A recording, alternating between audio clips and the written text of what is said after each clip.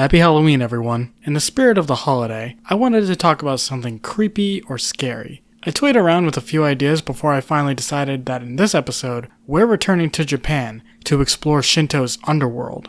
For those who need a refresher, the last time we talked about Shinto, Izanagi had just sealed off Yomi from the mortal realm after he saw his wife as a rotting corpse instead of the beauty he knew her as in life. In response to this breakup, Izanami, the wife, said she would destroy 1,000 lives every day, and Izanagi responded, "Then I'll make 1,500 people a day." That exchange was the last thing the two ever said to each other, and as he walked away, she descended back into her domain, the Japanese Underworld Yomi.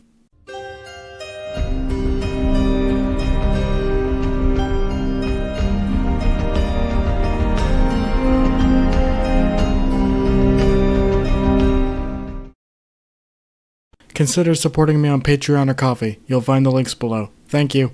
According to Shinto cosmology, there are 4 realms/worlds in Shinto, and I guarantee I'm going to pronounce most, if not all of them wrong. First off, there's Ashihara no Nakasutsu Kuni, or the Central Land of Reed Plains. And this is the world where we live in, you and I, the mortal realm, if you will. Although the mortal realm is slightly misleading because kami also reside in this world, but they're invisible to our eyes unless they willingly show themselves to us.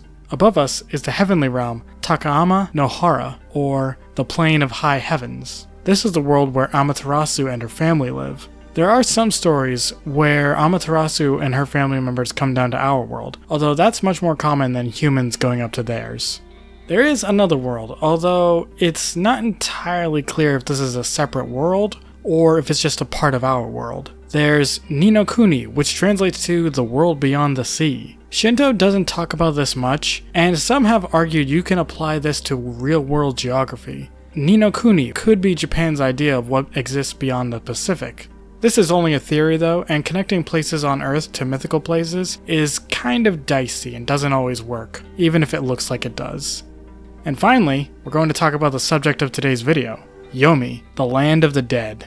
The Land of Yomi is a mysterious one. Of the 2 primary sources for Shinto, the Kojiki and the Nihon Shoki, Yomi gets very little mention in either of them. It's just a dark, barren land where lots of people go after they pass away. Since there's not much of a description in the original text, the next place to look would be linguistics. The word Yomi is supposed to translate roughly to underground spring or yellow spring, and this does seem to be a good translation. Izanagi is said to go down to Yomi, and after he saw his corpse bride, he ran up and sealed the entrance shut with a giant boulder. That sounds like something underground to me. Because Yomi is the underworld, a Western person might automatically assume it's like Shinto's hell, but that would be wrong. Shinto doesn't say anything about the kami in Yomi suffering. And despite the fact she was a walking corpse, Izanami showed no indication that she was in pain when she spoke to Izanagi. It wasn't until he lit his torch that he saw her as a corpse. It's entirely possible she didn't even know she was a corpse.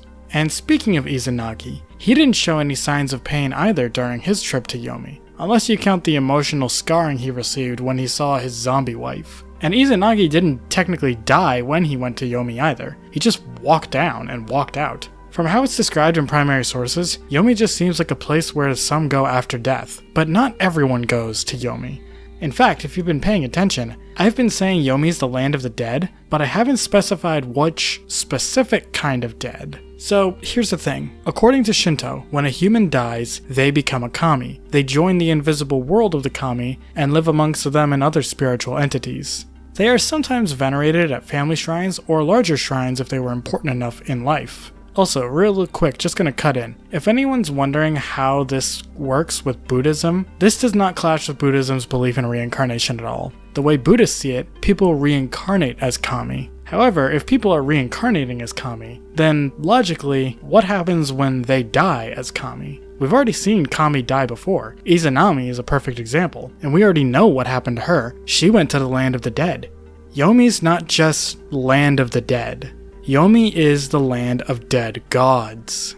To some of you, the idea of a god dying may sound really weird, but it's not unprecedented at all. Kronos famously killed his father before perishing at the hands of his own son. Plus, a bunch of Norse gods died during Ragnarok too. So Shinto is just part of a long list of religions where gods can die. The big difference here is, as far as I'm aware, Shinto is one of the few religions where they answer the question, what happens to a god after they die? In a way, Yomi can sort of be seen as the absolute end for everyone. Your first death turns you into a kami, but your second death, as a kami, sends you to Yomi. Izanami is said to be the queen of Yomi, although how she became queen isn't explained. When she first saw Izanagi in Yomi, she told him she'd have to talk to the kami of Yomi about leaving. Obviously, this tells us there were already kami inhabiting the realm of the dead before her, and if she has to ask them if she can leave, then she wasn't made queen upon arrival. Something happened afterwards that made her queen of the dead. It could be that due to her status as a creator deity, that gave her special privileges to claim the rank of queen.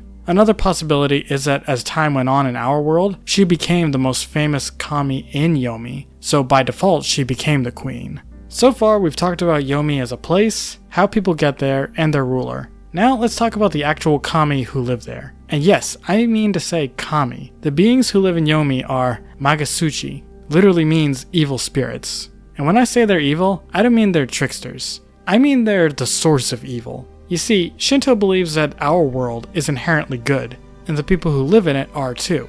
Evil originates from a world beyond ours. Specifically, it originates from the kami of Yomi.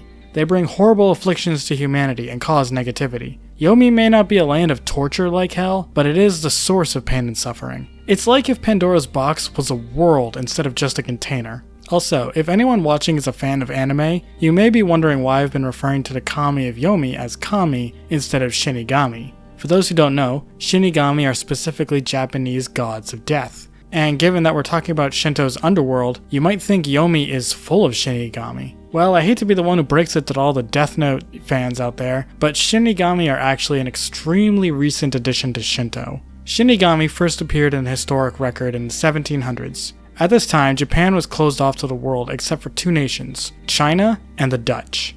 Through the Dutch, the Japanese got exposed to the European folkloric figure, the Grim Reaper.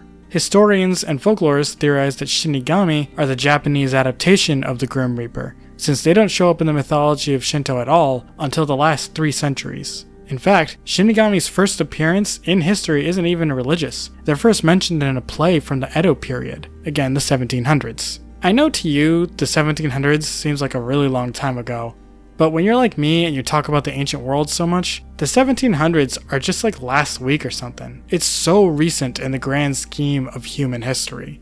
Shinigami play a big role in media like anime and manga, but as far as I can tell, they don't seem to play a big role in people's actual beliefs, at least in this day and age. But who knows? That could all change one day, and Shinigami may become an actual part of the Shinto canon. If a religion can sprout up around the Force from Star Wars, then I can definitely see people believing a Shinigami will greet them at their death. Once again, I want to wish everyone a happy Halloween. I hope you all enjoyed this look into Shinto's underworld, and I hope I didn't ruin Shinigami for the weebs out there.